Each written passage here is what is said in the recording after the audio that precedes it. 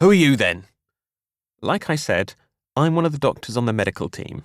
Oh yeah? And what do you want? I need to ask you a few questions. See how you're doing. Christ, can't you just leave me alone? It's 3 a.m. This from a 22-year-old man who had staggered into A&E after a night out. The tone of his Yorkshire accent was angry and abrasive, as opposed to the gentle, broadband-flogging oral comfort blanket that TV adverts have made us soft southern folk accustomed to. As tempting as it would be to oblige at this point and have a break instead, duty, and my possibly misguided desire to hang on to my license to practice meant I was forced to plough on. You told the A&E doctors you had a headache and it was really bad? You're telling me. Was it the worst headache you've ever had? Let me put it this way. I thought someone had come up and hit me on the head from behind with a hammer. He looked at me in a way that suggested he thought I wasn't man enough to recognize a hammer if it hit me and was then dangled up in front of my face. My heart sank. He was saying all of the right things to create both worry and work. Headaches are, quite frankly, despite the name, a pain in the arse. Most of the cases you end up seeing are benign, but given the organ involved, the ones that aren't have a nasty habit of being life-threatening. Once the emergency department team refer a severe thunderclap headache, the wheels are set in motion.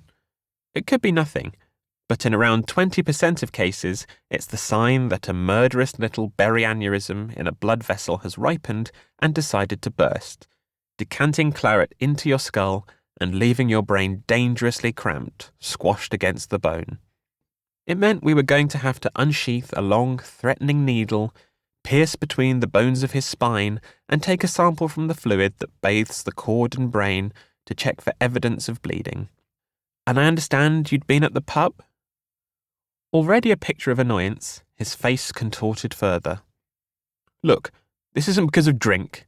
I know what I can drink. I'd had about 5 pints, hardly a skinful. No, sure, but it's all important. The fact he considered 5 pints a quiet Thursday evening drink was probably a clue as to why he wasn't a picture of robust health. I trudged on a little further, trying to get the rest of the history, looking in vain for an off-ramp, but in reality, the path had already been set. I made it through just about enough of a neurological examination, the touch your nose, follow my finger routine that makes you feel like you're on a hidden camera show, to satisfy myself his brain wasn't about to squeeze through the escape hatch in the base of his skull before he completely ran out of patience. Look, just piss off and let me sleep. I could definitely leave him alone for now, but whether he would get any sleep was another matter, given the hourly neurological observations he'd be getting. By the time the morning post-take ward round, the consultant trailed by underlings tasked with reviewing the night team's work, reached him, a night of regular waking to have a torch shone in his eyes had sweetened him even further. Dr. Hutchinson tells me you had a severe headache. Yes, and can I say I thought you looked scruffy?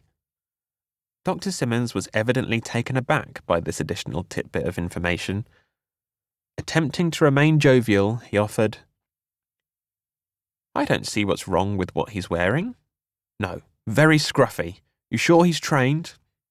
Much of the reason he and everyone else on the post-take medical team looked perplexed, and more than a little uncomfortable, likely stemmed from the fact that I was wearing scrubs, the pyjama-like hospital-issue uniform, something that it's pretty difficult to put your own personal flair on, scruffy or otherwise. This left only a few things he could be objecting to: skin, hair, or general vibe.